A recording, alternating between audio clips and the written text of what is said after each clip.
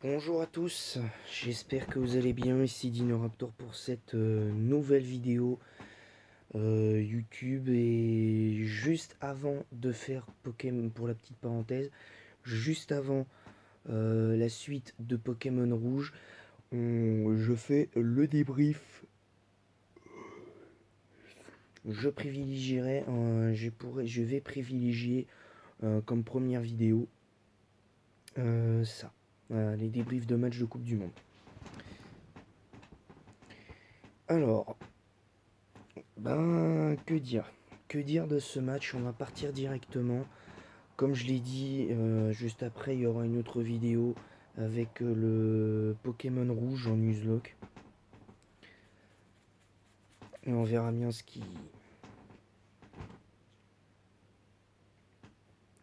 se passera et quand on aura un bon Pokémon. Bref, on va commencer par débriefer ce match entre le Qatar et l'Équateur. Victoire 2-0 de l'Équateur dans ce groupe A. Le Qatar est du coup pour l'instant provisoirement dernier de sa poule. En attendant, aujourd'hui, le match entre le Sénégal et comment ça s'appelle, entre le Sénégal et le Pays-Bas. Je rappelle pour les fans de foot, pour ceux qui regarderont la Coupe du Monde, vous aurez Sénégal-Pays-Bas groupe A et deux matchs du groupe B. Je précise, c'est-à-dire que vous aurez Sénégal-Pays-Bas, Angleterre-Iran et États-Unis-Pays de Galles. Voilà, donc vous aurez ces matchs-là à regarder.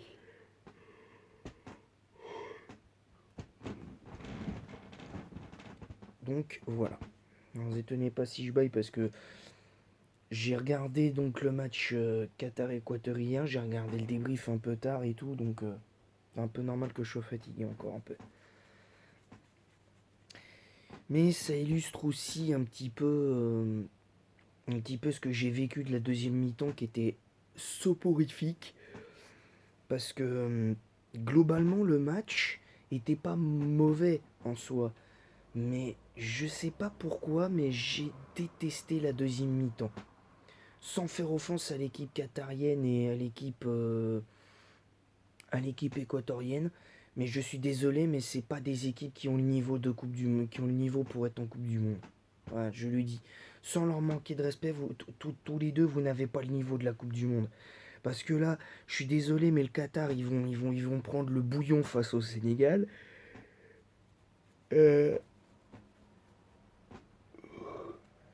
L'Équateur va prendre le bouillon face aux Pays-Bas. Je les vois pas gagner.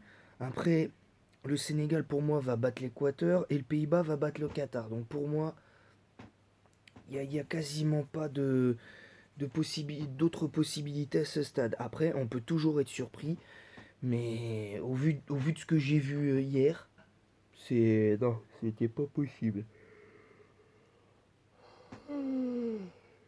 Non. Ce bâillement résume assez bien le ressenti que j'ai de ce match parce que je crois que j'ai rarement détesté un match d'ouverture. Je me suis rarement ennuyé sur un match d'ouverture.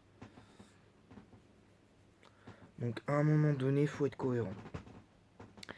Alors personnellement, le hors-jeu semi-automatique pour moi a été une bonne idée parce que le fait de voir que le premier but équatorien au bout de 2 minutes, à peine 3 minutes de jeu, bah, a été refusé.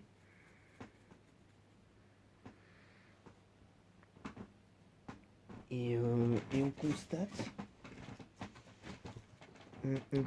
que c'est quelque chose en fait.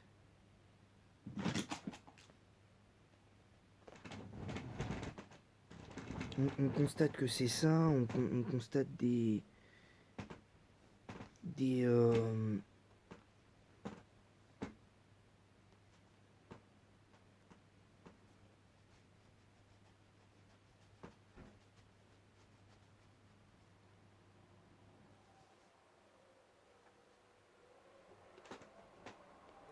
attendez, Vous étonnez pas si j'ai du blond ou...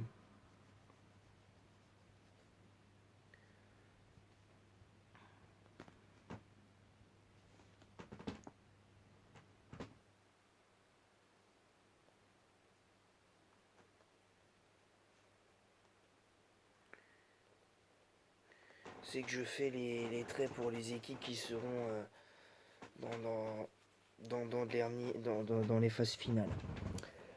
Alors concrètement, ce que j'ai pas aussi du mal, je vais pas perdre mon temps à noter les joueurs qatariens et équatoriens, parce que équatorien, le seul joueur qui est sorti du lot, c'est Valencia, mais qui a boité, donc j'espère que c'est pas grave et qu'il pourra jouer le match contre les Pays-Bas, parce que ça va être un atout, je pense, intéressant. Par contre, globalement, ce match, moi, il m'a déçu parce que dans le sens où j'ai pas senti une équipe qatarienne en deuxième mi-temps qui était prête à faire plaisir à ses supporters. Parce que même si je fustige un petit peu, et c'est mon coup de gueule du jour, c'est l'attitude des supporters de l'équipe nationale qatarienne qui quittent le stade alors que le match n'est pas terminé. Ça, je trouve que ça devrait être interdit de faire ça. Ça devrait être interdit. Parce que tu payes ta place, tu restes jusqu'au bout. Voilà, j'estime que tu devrais rester jusqu'au bout. Je dis pas que ça devrait être une loi nationale, mais je dis simplement que quitter quand t'es soi-disant fan d'un sport, que t'es fan de foot et que tu quittes le stade à 10-15 minutes de la fin parce que ton équipe elle est incapable de gagner, moi je suis désolé, c'est pour moi c'est pas être supporter, c'est être un footix. Voilà, je vous le dis. Ceux qui ont fait ça, certains supporters qatariens, vous êtes des footix les gars. Je vous le dis. J'ai pas honte de le dire. J'ai pas honte de le dire. Donc, si votre équipe n'a pas été capable de faire quelque chose, c'est avant tout de la faute de votre sélectionneur. C'est avant tout de la faute de votre entraîneur espagnol qui entraîne. C'est un espagnol apparemment qui entraîne l'équipe qatarienne, je crois. Et je suis désolé, mais à un moment donné, t'attends pas. Une fois que t'as pris le premier but, essaye de faire des changements. Essaye, essaye de faire comment dire, essaye de faire des choses cohérentes. Essaye de faire des changements beaucoup plus rapides pour réorganiser ton équipe. Et je sais pas, mais fais quelque chose. Et sois pas sans réaction. Là, j'ai vu une équipe sans réaction du Qatar. Parce que autant la première mi-temps, je me suis dit, ils sont menés 2-0, mais tu vois, il y a un semblant de quelque chose, il y avait un semblant de quelque chose. Et c'est peut-être le seul point positif que j'ai à dire sur le match du Qatar, c'est que s'ils se basent sur la première mi-temps en partie qu'ils ont faite face à l'Équateur, face au Sénégal, ça peut peut-être faire la différence. Et je dis bien, ça peut faire la différence. En revanche, moi ça me gêne parce que quand tu vois la faiblesse offensive du jeu qatarien, bah, s'ils sont comme ça face à l'Équateur aussi inoffensif et que là face au Sénégal au second match vendredi vendredi cette semaine là, mais ils vont se faire fracasser. Au niveau du score, ils risquent de se faire fracasser. Je vous le dis, ça va être une boucherie cette équipe du Qatar dans cette Coupe du Monde. Parce que autant la Russie en 2018, j'avais pas encore commencé à faire mes débriefs parce que c'était un petit peu compliqué. Moi, j'ai commencé à faire mes débriefs il y a 2 ou 3 ans parce que il y avait parce que on m'avait encouragé à le faire, mais sinon je le faisais pas ça. Ça, je le faisais pas. Enfin, en tout cas, je le faisais exclusivement sur Facebook de base. Mais là, j'ai pas compris. J'ai pas compris ce qui s'est passé avec cette équipe qatarienne parce que la première mi-temps était pas flamboyante du Qatar, mais et du côté de l'Équateur, mais ça allait. C'était pas non plus décevant. Mais la deuxième mi-temps, des deux côtés, c'était décevant. Il n'y avait pas d'occasion. Le jeu offensif était pas été. C'était. Il n'y en avait pas en fait. Il n'y avait pas de jeu offensif des deux côtés En seconde mi-temps, il y a eu de très rares situations offensives côté équatorien en deuxième mi-temps et côté qatarien aussi. Mais franchement, ce match d'ouverture, moi, m'a laissé un goût amer. Je suis resté sur ma faim. Voilà, je le dis. Je suis resté sur ma faim. Je vais pas dire non plus que c'était le match le plus décevant que j'ai vu depuis que je suis le football. J'ai ça faisait longtemps que j'avais pas vu un match aussi décevant. Mais c'est pas non plus le match, il fait pas partie de mon top un des matchs les plus décevants. Parce que pour moi le top un l'équipe qui a le match où je me suis vraiment ennuyé, c'est le match France-Danemark en 2018 où le 0-0, mais tu t'es ennuyé, mais à mort, quoi. Tu t'ennuyais à fond parce que t'avais pas d'occasion, t'avais pas de rythme, ça jouait pas offensif, ça gérait parce que de toute façon les deux équipes étaient, il me semble, je crois déjà qualifiées. Enfin, c'était mais n'importe quoi ce match. Et là, c'est pareil. En fait, j'ai retrouvé une partie. En fait, en deuxième mi-temps, j'ai retrouvé ce que j'ai vu en 2018 entre la France et le Danemark. Tandis que là, même si c'était pas dans sa globalité, là, je vous le dis honnêtement, j'attendais tellement mieux de ce match.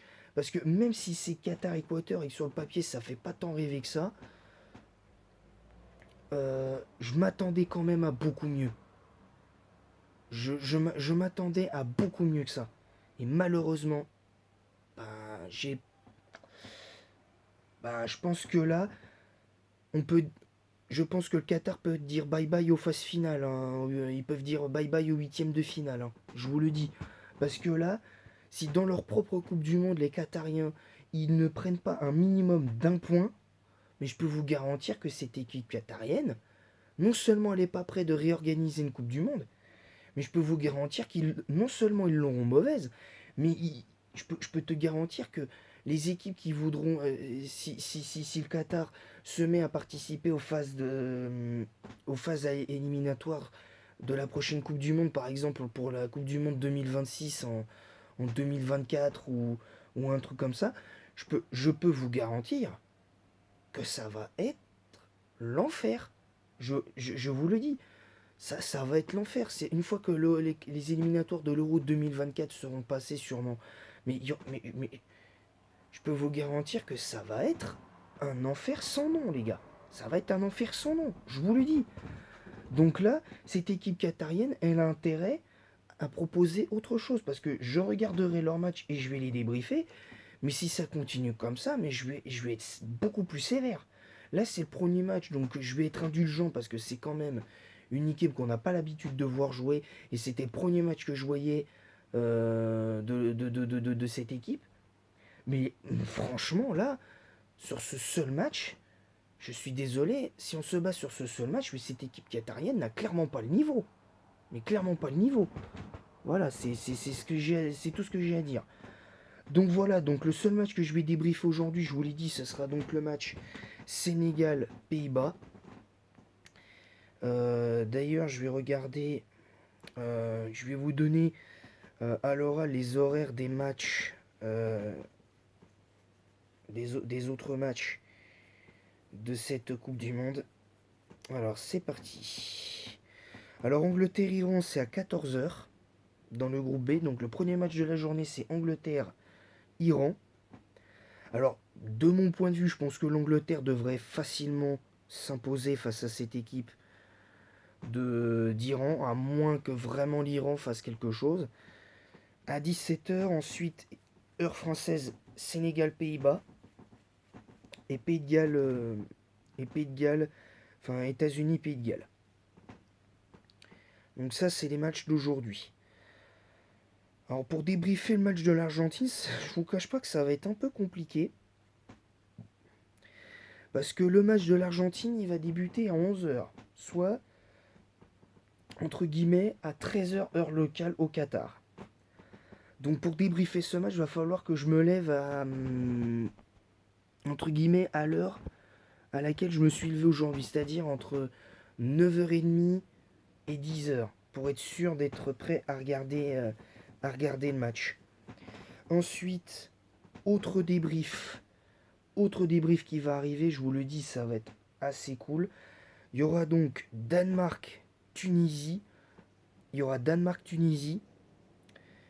Il y aura le débrief de Mexique-Pologne. Et et ensuite, le lendemain, France-Australie.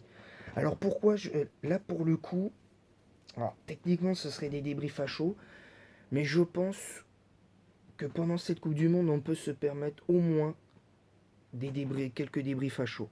Donc il y aura le débrief Argentine-Arabie Saoudite, il y aura le débrief Danemark-Tunisie et Mexique-Pologne. Donc il y aura quand même 3 débriefs, 3 vidéos demain. Donc là c'est pour ça que là aujourd'hui, je vous, je vous ferai après cette vidéo là Pokémon rouge. Mais après je vais faire une pause. Parce qu'il y aura d'autres matchs après qui pourront se dérouler à 11h. Bon, de toute façon le groupe de la Belgique, je vais pas le débriefer.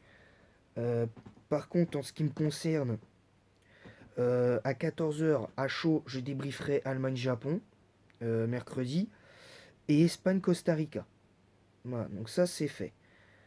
Pour ce qui est du jeudi, évidemment on débriefera en premier à 14h à chaud Uruguay, Corée du Sud.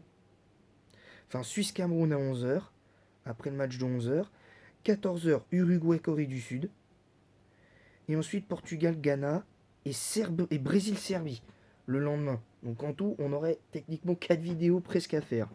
Donc autant dire qu'on aura beaucoup de pain on aura du pain sur la planche. Ensuite, vendredi, on aura donc le deuxième match du Qatar et Pays-Bas-Équateur. Le 26, donc le samedi, Tunisie-Australie à chaud. Et pareil, France-Danemark. On aura le débrief du lendemain habituel avec Argentine-Mexique après son match de 20h. Voilà. Ensuite, pour le 27, Japon-Costa Rica. Donc le Japon d'Hiroki Sakai et le Costa Rica de Keylor Navas. Dimanche. Il y aura donc les matchs de 14h et 17h. Pas besoin de les débriefer parce que le groupe F, je ne vais pas débriefer. Et il y aura le débrief du choc Espagne-Allemagne. Lundi prochain, Cameroun-Serbie. Cameroun-Serbie, ça va être un sacré match, je pense. Dans le groupe H, à chaud, encore Ghana, Corée du Sud, Ghana. 17h à chaud, débrief Brésil-Suisse. Alors je précise que les débriefs à chaud ne seront pas faits sur YouTube. Ils seront faits sur Facebook. Je vous explique pourquoi. Parce que déjà, ça me permettra de ne pas avoir trop de vidéos en une journée sur YouTube. Et voilà, donc les débriefs à chaud, certains débriefs à chaud seront faits sur, YouTube, sur Facebook. Les seuls débriefs à chaud que je ferai en plus de YouTube, c'est l'équipe de France. Parce que eux, je les mettrai dans... Voilà, c'est les seuls que je ferai, mais vous aurez compris. Donc il y aura Brésil-Suisse et Portugal-Uruguay sur YouTube. Ensuite, mercredi, donc les derniers matchs. Équateur-Sénégal. Voilà, Équateur-Sénégal. Et Pays-Bas-Qatar à chaud. Les deux. Ah ouais, donc ouais. Le truc, c'est que les deux vont jouer en même temps. Donc du coup, à 16h, pour mardi 29, il y aura un multi. Il y aura un multi. Pour mardi 29 novembre, il y aura un multi. C'est-à-dire Équateur-Sénégal et Pays-Bas-Qatar. On regardera les deux matchs. Je regarderai les deux matchs. Pareil pour le mercredi. C'est-à-dire que Tunisie-France et Australie-Danemark, ce sera un multi. Et il y aura un autre multi. Encore une fois, il y aura un autre multi. Ce sera Pologne-Argentine et Arabie Saoudite-Mexique. Il n'y aura pas de multi jeudi à 16h. À 20h, il y aura un multiplex. C'est-à-dire Japon-Espagne et Costa Rica-Allemagne. Je regarderai les matchs. Je regarderai les deux matchs. Vendredi 16h, je regarderai. Bon, alors, par contre, là, il y aura les deux. Le vendredi 2 décembre, il y aura le multiplex. Voilà. Il y aura un dernier multiplex, Corée du Sud-Portugal, Ghana-Uruguay 16h, Serbie-Suisse et Cameroun-Brésil à 20h. Et voilà, donc après, il y aura les huitièmes de finale. Là par contre, il n'y aura pas de multi. Là par contre, il n'y aura pas de multi parce que là, ce sera différent. Pour le coup, ce sera clairement différent. Mais clairement différent, vous l'aurez compris. Voilà, vous l'aurez compris à ce niveau-là. Voilà, donc c'est tout pour ce débrief qui aura duré un peu plus longtemps que prévu. Certes, c'est 20 minutes. Mais voilà, aujourd'hui, c'était important de faire ce débrief-là. Donc, comme je vous l'ai dit, il y aura des débriefs à chaud qui seront faits sur Facebook, principalement, sauf l'équipe de France, parce que l'équipe de France aura un débrief à chaud, son débrief à chaud sur Facebook, mais aura son débrief sur YouTube, qui sera un petit peu plus à froid, disons 3-4 heures après, vous l'aurez compris. Enfin, 1 ou 2 heures après le match. Voilà, donc c'était tout pour ce débrief Qatar-Équateur. Victoire 2-0 de l'équipe équatorienne face au Qatar. Malheureusement, match d'ouverture frustrant. On va pas se mentir, match d'ouverture frustrant parce que je suis resté sur ma faim. Voilà. Sur ce, je vous laisse et en attendant la prochaine, je vous dis à bientôt.